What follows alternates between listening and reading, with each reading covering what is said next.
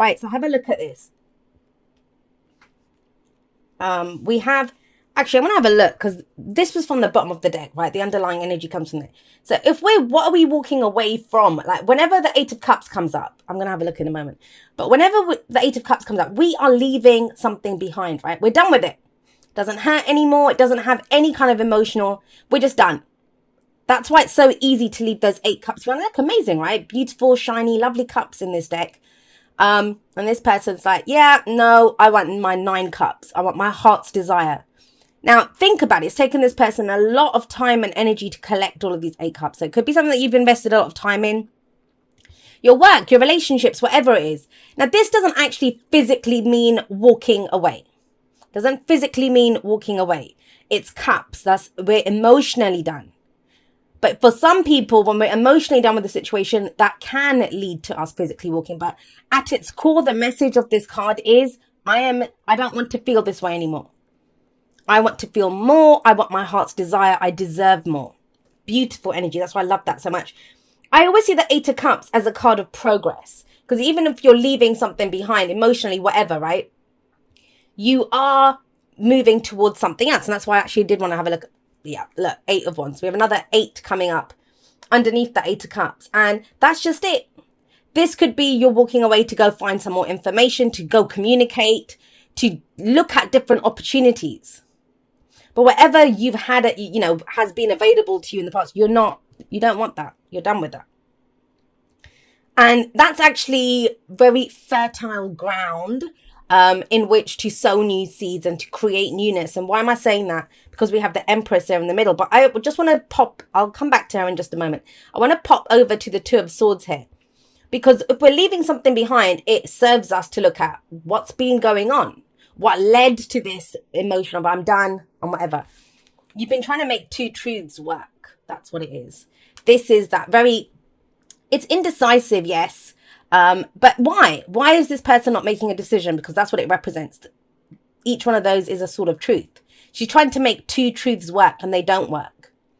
They don't work. And that's the whole point of the 2 of Swords is we're trying to keep the status quo. We're trying to keep things stable, but your arms get tired. I don't care how much you lift. That is exhausting. Trying to hold 2 swords there, trying to make 2 truths work. This can be inner conflict. This can be a situation where there's 2 different parties or 2 different people and their truths clash. And it could be that someone's been compromising their truth or been trying to maintain the situation but the 2 truths don't work. Ultimately, with the 2 of Swords, one of those swords has to get put down and one truth prevails, right? But what I love about your spread is whatever this truth is, whatever that decision is that needs to be, it's getting made from this very emotional place. Very emotional place. I don't want to feel like that anymore. I don't want to feel like that anymore. And it's not kind of like a woe is me, my life sucks, or, any of that. It's like, right, done with this. And I'm assuming you figured out what your truth is.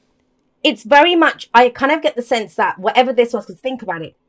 The 2 of Swords, after this is the 3 of Swords. So that's when we heal from that pain. We look at the stories, the triggers, whatever has upset us. That's the heartache, the pain that comes from having made that decision.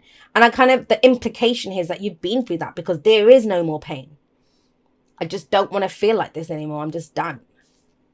That's why the focus is on the new. What you're trying to grow, what you're trying to create. The Empress, she's the mother in the tarot. She's actually called the mother in some tarot decks. But she's very much about creating something new. Giving birth to something new. Now, what the Empress realizes is that, and I point this out always, especially if we look at the kind of metaphor that she represents of the mother. The mother understands that it takes time to conceive a baby, to then be pregnant, right? Nurture and grow that baby and then give birth. And once we give birth to it, it requires even more nurturing and caring, right? That's the Empress. She invests her time into creating whatever it is. She understands that the projects that she gives birth to, whatever she's trying to create, and she is a card of abundance. It requires nurturing and nothing just happens, right? And I always say that. So this is looking towards new. There's, what am I trying to grow? And, that seems like a very obvious thing to say. There's a lot of us that don't put any emphasis on the new year starting, but a lot of people do, right? And this is that kind of like, well, I'm done with all of that. You know what you're done with.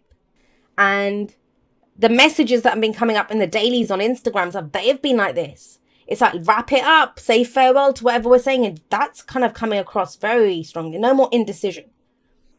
And this might not have been your choice. Sometimes our hands are tied. Well, she can't see clearly here. You might not have had all the facts. You might not have had all the information that you needed. Or, I have to pay the bill, so I have to stay in that job. Or, I don't know, this relationship, it's too good to leave, too bad to stay. That kind of energy might have been going on. That's finished. The world says that. The world says that. So a lot of the energy here is wrapping up kind of energy, right? With the Eight of Cups and the World. But this is a victory card. And I think a lot of people forget that with the World card. It's a victory card. She's actually doing a victory dance here. And it's very interesting because if you look at her, it didn't come up in your spread, but if you look at it that way, it's very similar to the Hanged Man, right? The Hanged Man was nothing was shifting, nothing was changing. Because a change of perspective was needed. We need to let go of seeing something in a different way. A change of philosophy. What do I believe? Whatever changed with that, now we're here. That change in your perspective, the way that you see things now, understanding what you're worth, understanding that I deserve to have my heart's desire. The new projects, whatever it is that you're looking to give birth to, abundance in all forms. That's the Empress. Whether it's emotional abundance, financial abundance, whatever it is. This is a card of, I always see it as she's very attractive. But by attractive, I don't just mean by the way she looks. I mean, she's able to attract to herself whatever she wants. So with the World coming up here, yeah, you feel that. You feel that. And I think a lot of people have.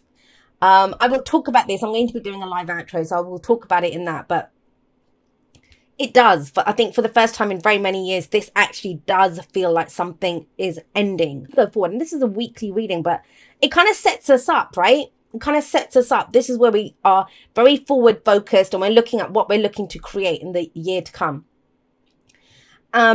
We can sometimes think that, a lot of people have a lot of shit to say about 2018. And I get it. It was a difficult year for a lot of people, but it taught you a lot. The World says that. And in fact, it's what gave you, after having gone through all of that, that's what's left you with this. You've done that. Whatever you worked on, great, did it, got to 8 of Cups. Now it's time for the 9 of Cups, right? That's the implication here. Now, what do we do? Once this ends, once we realize that, we've been in this transitional phase, we're ready to step forward. How do you step forward? You step forward as the Page of Wands. As the Page of Wands. So what are we looking at here? It's not the Page of Cups, which is going to ask you to look at how you feel. It's not the Page of Swords, which is about, what information do you have to work with. It's not even the Page of Pentacles, which is, what am I trying to start? What physically can I do? What contracts do I need to sign? Where am I moving? What am I doing? What am I beginning? It's the Page of Wands. Get in touch with that inner muse. This is, and it's, sitting underneath the Empress.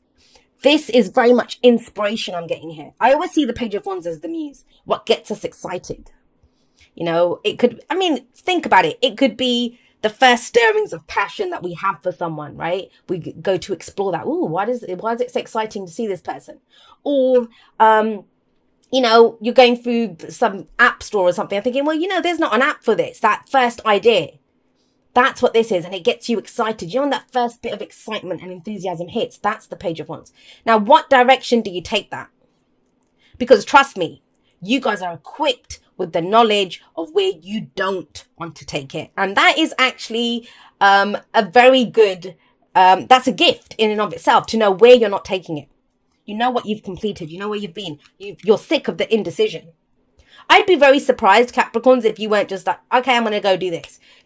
And with this kind of energy, well, some of you may not, but you're being encouraged to take it in whatever direction. This card implies that you have the knowledge of that previous cycle. This says, as long as you're willing to take the time to build this, to grow this, you can give birth to something great and new now, and you have the inspiration here to do it. So what stops you? What's the advice? The advice is the Magician. So you have 2 master manifestors coming up here. But manifestation is not we click our fingers and it happens. Manifestation is not I stare in the mirror and say an affirmation and it happens, right? It's that vision. It's the direction. It's our true north. It shows us this is what my heart desires and I'm willing to do whatever it takes. The Magician is here to say, okay, you do have the knowledge. Very much so have the knowledge, right? World tells you that. You have all the tools in front of you, like he does. And those are actually the aces, if you think about it. He has the Ace of Cups, the Ace of Swords, the Ace of Pentacles, and which one am I missing? The Ace of Wands. So those are all the new beginnings. He has the potential to begin all these new cycles. Does he have the confidence to do it?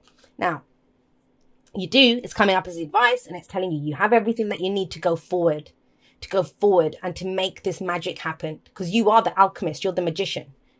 You're the one that channels the energy, directs, focuses your energy where it needs to go. But why would you be reminded about the confidence? Because where would the lack of confidence come from? That's how we read the spread, right? It would come from the Two of Swords. So whatever this was, I don't know if this was a decision that you regret that you made in the past, a decision that you were forced to make, or a decision that you did not make in the past. But the key thing here is it's in the past. Things are different now. Even that served you. Even whatever you did there, whether you regret the decision, made the decisions, it was someone else's, right? It's a general reading. It can go both ways. None of that. It's all gone. And the magician is actually step one. It's number one in the major arcana. This is the true beginning. So we have an ending here. So if you look at the progression here, that would be the ending, number 21, right? 0 is the Fool, but we don't have the Fool here. We have the Page of Wands and very similar energy. What gets you excited? What new experience do you want? What new direction can you go in? And it's the page. Pages are the very beginning. So it's okay if you're not sure about this. It's okay if it's something completely new. If people are going to say, well, Capricorn, that's not like you. Yeah, because it's not like me. Because the old me is done with all of this. I'm trying to create something new from a new inspiration. Beautiful. I love your reading, Capricorn. And I kind of feel this will hold true for a lot of people that are not even Capricorn. We all have Capricorn somewhere in our chart, right? Slow down. When you are excited, you get ahead of yourself. Take some time to allow things to unfold. That might be the biggest challenge here. Because when that inspiration hits, it's like, ooh, let's go. I want to do it. But it's the page. And when we start off with the page, and especially have a look. So we had that 8 of Wands that was at the beginning, right? That's very much about this too. If you think, have I got this upside down? No, I haven't. Thought I had it upside down. But yeah, that's very quick energy as well. But this is, it's Saturn's energy. It's slow energy. It's transitional. Say your bid farewell to that last cycle. And I know a lot of you will think, I've been doing it for years, Jay. I've been stuck in this for years. But you're waiting for some inspiration to hit. I mean, there's going to be that surge of energy. 8 of Wands says that, to go and create something, anything. But what is it that you truly want to create? What is this? What are your actual tools in front of you? What knowledge do you have? This is your toolkit. This is where we stop and think, okay, what's in my toolkit? What do I have to work with here? And there's still something about this. Whatever this decision was, that's it. It doesn't feel, it's like a shadow. That's how it's coming up. It's a shadow. But everything else is green lights. It's green lights. So just make sure that, you know, you could go bigger. Like, that's the whole point of this. That's why I get that. That's why we pause for a moment. To fully acknowledge what we've been through. To fully acknowledge, well, hang on a second. I went through that. I survived that, or whatever it was for a lot of people. Completed it, learned my lessons, got what I needed to from those experiences. But I'm not going to be held back by the same stuff.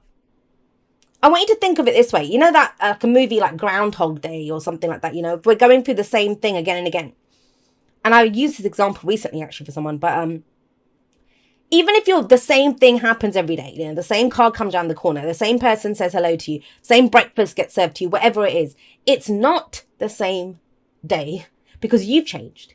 You retain all your memories. You know what happened the day before. You're starting to know how it works. So it's not the same day in that sense. And that's what this is. There's a message coming through for that. And that feels like what the pause is. When you understand that. You might go into the same job this week. You might talk to the same person. You might love the same person. You might want that same hobby. You might still have that dream. But you are not the same. You are not the same. You have new tools in your kit to work with. And this is gone. Right. All right, my lovelies. Thank you for, watching your reading. I am going to be doing a live outro. In fact, if you're watching this video, as soon as it's gone up, you should see a notification there of when I'm planning to do it. If not, it will already be up and I'll link it at the end of this video. But I love you guys very much. I will see you next time. That's all for now. Goodbye.